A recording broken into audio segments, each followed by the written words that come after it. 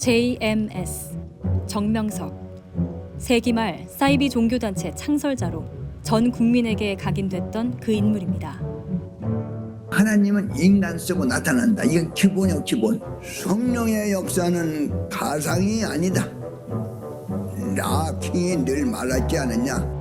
신도 성폭행 의혹을 피해 해외로 출국. 하지만 홍콩, 중국, 말레이시아에서 강간, 강제 추행을 저지른 혐의로 중국 공안에게 붙잡혀 강제 송환. 1심에서 징역 6년, 2심 대법원에서 10년. 형기를 다 채우고 2018년 발목에 전자발찌를 차고 출소합니다. 2008년 신도 성폭행 혐의로 기소돼 징역 10년을 살았던 JMS 총재 정명석 씨가 어젯밤 다시 구속됐습니다. 메시아를 자처한 남자.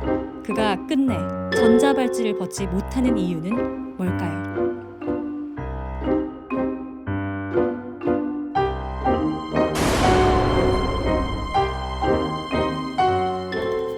우리나라에서 한 해 동안 일어나는 모든 범죄, 그 중에서도 종교계에서 일어난 범죄를 추려보면 사기, 폭행, 상해, 그리고 정말로 성범죄가 많이 일어납니다.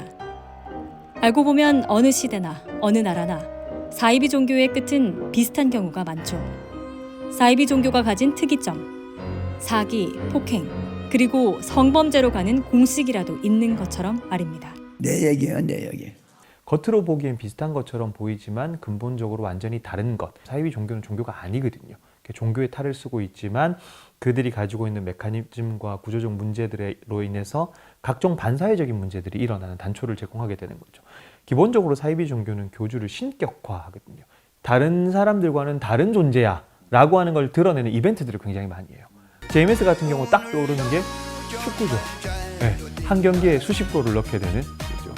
그래서는 대한민국이 우승을 했을 텐데 계속해서 과감한 단독 드리블과 정확한 슈팅을 이어가시며 26골의 6도움을 기록하는 멋진 경기를 보여주셨습니다. 자기가 좋아하고 자기가 하고 싶은 걸 통해서 과시하게 되는 경우들이 굉장히 많고 동시에 그 체제를 유지하기 위해서 이 모든 게 정명석 씨의 혼자 머릿속에서 나오진 않았을 거예요. 분명히 그런 것들을 기획해내는 사람들이 존재합니다. 그런 기획자들을 통해서 만들어진 거죠. 네. 다른 사람들과 특별하다는 것을 보여줄 수 있는 이벤트. 섭리 역사, 그리고 이 시대의 전쟁과 평화를 주제로 한 곡을 머리, 팔꿈치, 발 등 7군데의 신체로 연주하는 획기적인 표현 방법에 모두가 감탄과 놀라움을 감추지 못했습니다. 이 사람이 하는 것이 곧 교리이고 진리이고 이 단체가 나아가야 될 방향을 제시하게 되는 것이죠. 그러다 보니까 무소불위의 권력을 누리게 되는 것이고요.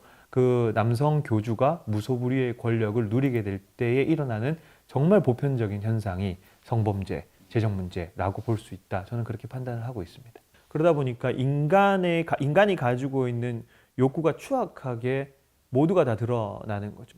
범죄가 일어나기 때문에 우리가 사이비 종교라고 부르잖아요. 그러니까 종교의 순기능이 작용하지 않는.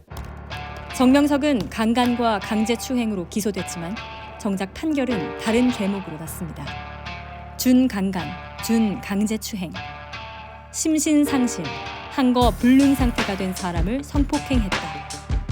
술이나 약물에 취한 것처럼 종교적인 한거 불능 상태. 법원은 JMS 정명석 유죄 판단을 내립니다. 이 사이비 종교 교주들의 가장 큰 공통점은 헛소리를 자신감 있게 한다는 거거든요. 한 번씩 사이비 종교 교주가 헛소리를 하면 외부에서는 말도 안 되는 소리를 했네? 저 단체 이제 크게 타격을 받겠네? 저 이야기 때문에? 라고 생각하는데 실제로 타격을 거의 안 받아요.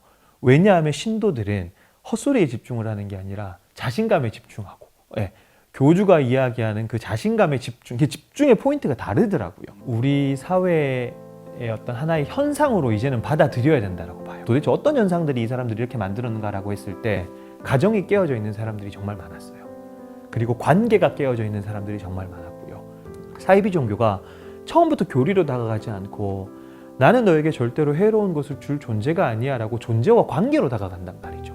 그렇게 해서 2년, 3년 동안 소위 그루밍을 시키고 그 다음 단계가 이제 세뇌시키면서 가스라이팅으로 가게 되는데 그런 어떤 존재로 다가가는 사이비 종교신. 그리고 심지어 이런 경우도 있어요.